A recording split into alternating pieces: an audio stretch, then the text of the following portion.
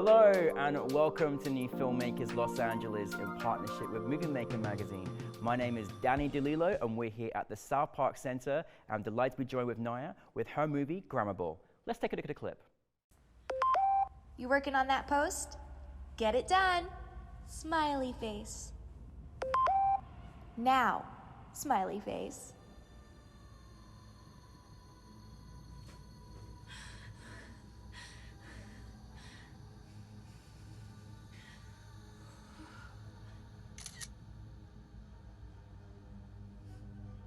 Sometimes being real is hard. Fuck perfection. I'm really happy to have you here. Yeah, thank you for having me. Thank you for bringing your film to us. It was honestly spectacular to have such a beautiful audience last night. It was so well attended and so happy to have you part of the festival. But thank you so much for bringing Grammable. It's a really, really fantastic and important film. For those that haven't seen it, tell us a brief synopsis. So Grammable is about an influencer who is losing traction on her post and she's trying to basically save her career. She also has this roommate who is a black journalist who's reporting on cases of missing black women, and she's really trying to get Faye to post about her article. And so the whole film is basically about the two of them sort of coming head to head, and you're waiting to see what is Faye gonna do? Is she gonna help her roommate or is she just gonna focus on her own career? I'm just, again, thank you for making a film like this. It was really a pleasure to sit in the audience and just feel that energy, the reaction. It was really, really good. Where did it start for you to sort of turn this idea, this story into a film? Well, I wrote it basically in response to the uprisings in last summer in 2020, basically in response to George Floyd and Breonna Taylor, and I was really just observing a lot of people on social media and brands sort of co-opting social justice language and the movement and sort of inserting themselves and centering themselves, and I really wanted to make a film that kind of addressed that head on, sort of in a darkly comedic way, and just sort of, kind of observe what it's like for the people who are coming into these spaces versus people who have been there and really care about it. Well, I mean, you did do it in a darkly comedic way, but this was a very, very serious, and like that time especially, every brand was coming out with like, suddenly they were aware of how things were. It's like, have you not been paying attention? Have you not been understanding? Right. And then from an influencer perspective, in this case, an influencer that's a white female just kind of like coming on a bandwagon, but not really fully, firstly taking over without really understanding and educating herself. Was those the kind of two elements you kind of wanted to address, or was there kind of more to what you wanted to put into the story? Yeah, I have this weird fascination with influencers. Even though I think it's so bizarre, I find myself on their pages, just observing them. And I was just really thinking about that. And then, like you're saying, seeing people kind of coming out with the black squares, that was obviously the first moment that everybody really remembers. And it was so weird because, obviously Black Lives Matter started a really long time ago. And there was people kind of this incredulous attitude and so I think I really just kind of wanted to look at that, look at just co-opting, kind of drill into it. I knew I had limited resources. We shot it completely virtually during the pandemic. You did? Yeah. Oh my gosh, congratulations, that's amazing. Yeah, wow. I was actually the only crew member on set. The rest of my crew was on Zoom the entire time. Yeah, so it was really, the whole thing takes place in my living room, I'm in it, but it still was even containing it, I still felt like we could tell the story. Oh my God, that's well, congratulations to you as well. And again, I was going to come on to say as well, what's it like creating that story, and then obviously, directing it, and then being in front of camera, and then doing it during this time? How was that whole experience for you? Yeah. I also love the colors and design of the whole thing, and the way you formatted the influencer. It was really clever. Thank you. Yeah, I feel like, people say with limitations, you can kind of be more creative. So, I was just thinking a projector would be a really cool way to sort of project what she's seeing, kind of start very realistic, just her literal phone, and then sort of move into kind of her inner world.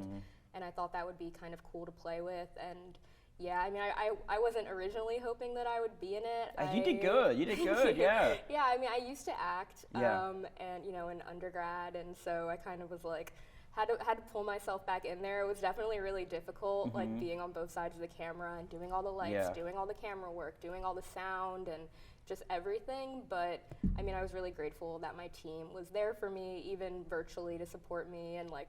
I was like, my boyfriend like cooked us a big meal so that we could eat. He was crafty. There you go. Yeah. And Haley, who plays Faye, is she's great. she's been my friend for a while. So, you know, it was nice to just like have that support, even though we were doing something that was like kind of crazy. I'm so proud that you did that, because honestly, like that was such a really rough time, obviously during that time anyway, just for filmmakers, right? And so to still go ahead and able to make something as great as you did, you know, during the time, and obviously at USC as well. And so it's amazing, and kudos to you and all of the hats that you had to wear as well. I mean, you know, obviously it's been an interesting time coming through this experience, and we're still not out of it in terms of, you know, social justice and pandemic and all these other things as well. Now looking back on it, like, what was kind of like maybe some of the challenges that maybe you kind of, or things that you've learned from this project, and then leading into that also, what's the kind of audience reaction been for you? Well, I mean, I think one thing is obviously the ending. It's sort of ambiguous. It's kind of, it's very dark. It's very grim. And I think, you know, starting at USC, it was like the culmination of my first year. I was kind of just like exploring my own voice and like knowing that that's the type of story that I like to tell. I don't like to kind of sugarcoat things. Like, you know, I had some professors say, well, why don't you make it a happy ending? Why don't they come together at the end? And like, I was like, no, that's not really how it is. So I just really wanted to like commit to my story, and I feel like that's kind of like a challenge that I faced, but also was something that like made me feel like I could kind of come into myself as a creator more, just knowing like I'm gonna stick to my guns. Like I know what the story I'm telling is, and I'm just gonna like follow through with that.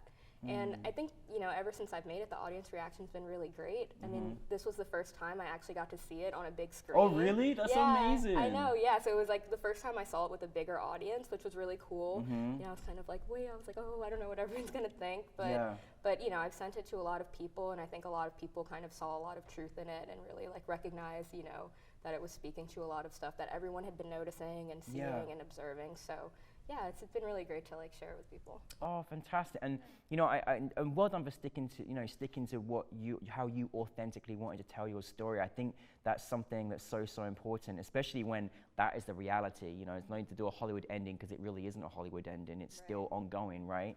And so, you know, well done for. I think that's something that people is really important you do as a storyteller. What is next for you? What are you next working on? Well, my next project is my thesis film at USC. It's going to be a short film. It, you know, has a kind of similar energy. It's more of a folk horror, and it explores my own Afro-Cuban heritage. It's a multi-generational story, and it also incorporates Santeria in a way to sort of like talk about colorism in the Afro-Cuban and Cuban community. That's amazing. Are you filming here, or are you filming in Cuba? I'm going to be filming it here. I wish I could film in Cuba. When I develop it as a feature, I'm definitely going to shoot it in Cuba. But for this one, I'm going to shoot it in LA. Awesome. And we're starting to go into pre-production and raise funds. Oh, I'm so excited for you, honestly. It's really, I mean, to know you're doing this already in the early stages of your career, it's really, really fantastic. And just to finalize on, you know, is there any kind of, you know, advice you'd share with filmmakers out there that want to maybe follow in your footsteps? I would say just sort of, you know, make a plan and really commit to it. You know, there's going to be so much that comes up, you know, money, a pandemic, you never know what's going to happen, right? But, you know, just like having a deadline, having a team, and you just commit to making it happen and following through, I think that's the most important thing, and just like keep going and, you know, get it done so you can go on to the next one. That's amazing. Well, listen, thank you for bringing Gramble to us. Thank you, Naiyah, so much. And welcome to the New Filmmakers family, and we're looking forward to seeing much more of your projects, so thank you very much.